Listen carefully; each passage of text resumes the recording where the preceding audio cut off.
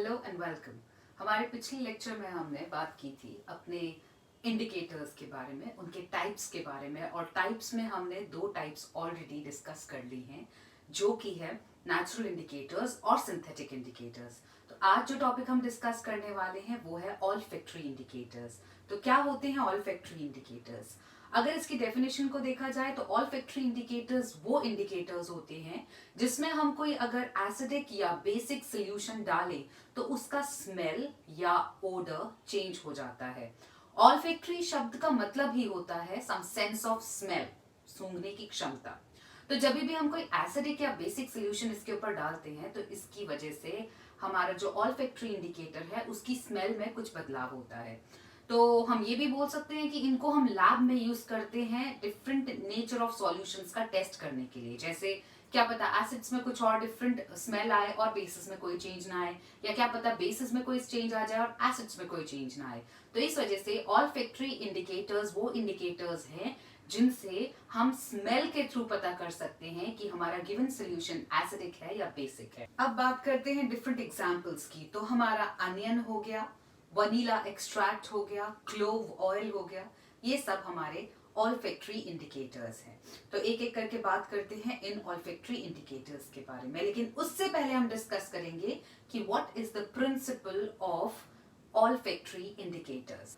अब बात करते हैं इसके प्रिंसिपल के बारे में। तो हमारा प्रिंसिपल यही है कि जब भी हमारा ऑल्फैक्टरी इंडिकेटर के ऊपर हम कोई एसिडिक या बेसिक सोल्यूशन डालते हैं तो उसकी स्मेल में चेंज होता है या बदलाव आता है। तो इसके लिए एक और बात ये भी है कि जब भी हम कोई बेसिक सोल्यूशन इस ऑल्फैक्टरी इंडिकेटर के ऊपर डालते हैं तो उसका ओडर या स्मेल चेंज हो जाता है, लेकिन जब भी हम कोई एसिडिक सोल्यूशन अपने ऑल्फैक्टरी इंडिकेटर के ऊपर डालते हैं तो उसके स्मेल में कोई बदलाव नहीं होता। तो इसी से हम पता कर सकते हैं अगर स्मेल चेंज हो रहा है तो मतलब हमारा बेसिक सोल्यूशन है, अगर स्मेल चेंज नहीं हो रहा तो मतलब हमारा एसिडिक सोल्यूशन है।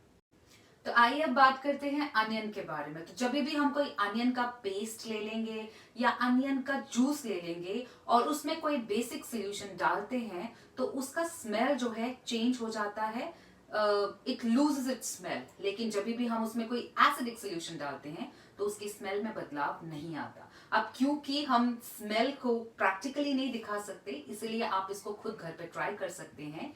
कोई अनियन का जूस ले लीजिए या कोई एक्सट्रैक्ट ले लीजिए या पील ले लीजिए या जो भी लेना है ले लीजिए, और उसके बाद उसके ऊपर थोड़ा सा बेसिक सोल्यूशन डालिए और देखिए कि क्या उसके ऊपर से स्मेल गायब होती है कि नहीं। तो अगर सोल्यूशन के ऊपर से स्मेल गायब हो गई तो मतलब बेसिक सोल्यूशन है, लेकिन अगर कोई फर्क नहीं पड़ रहा तो मतलब एसिडिक सोल्यूशन है। इसी तरह से वनीला एक्सट्रैक्ट होता है। तो वनीला एक्सट्रैक्ट हमारा आइसक्रीम्स बनाने के काम आता है। तो वनीला एक्सट्रैक्ट में स्मेल बहुत जल्दी वैनिश हो जाती है जब हम उसमें कोई बेस डालते हैं, लेकिन there is no change when we add any acid to it. Likewise when we talk about clove oil, clove क्या होता है? लौंग, हिंदी में जिसे लौंग बोलते हैं। तो लौंग का जो तेल होता है उसके अंदर अगर हम कोई बेसिक सोल्यूशन डालेंगे तो उसका स्मेल चेंज हो जाएगा, लेकिन एसिडिक सोल्यूशन में कोई चेंज नहीं होगा। सो ये था आज का लेक्चर। आई होप आप लोगों को पसंद आया, और ये लेक्चर बहुत इंपॉर्टेंट है 10th क्लास वाले बच्चों के लिए, क्योंकि 10th क्लास में आपके चैप्टर में इंडिकेटर्स टॉपिक स्पेशली दिया गया है। तो उम्मीद करती हूँ आप लोगों को अच्छे से समझ आया। यहाँ पे हमारा इंडिकेटर्स वाला टॉपिक वाइंड अप होता है, और नेक्स्ट टॉपिक में हम डिस्कस करने वाले हैं कुछ बहुत इंपॉर्टेंट जो कि रिलेटेड है to 10th class also and also to the JKSSP exams. So stay tuned and keep watching. Please add, like, subscribe, share, add more people to me, and encourage me to make such videos. And I hope I'm making you people clear. Thank you so much. Keep watching.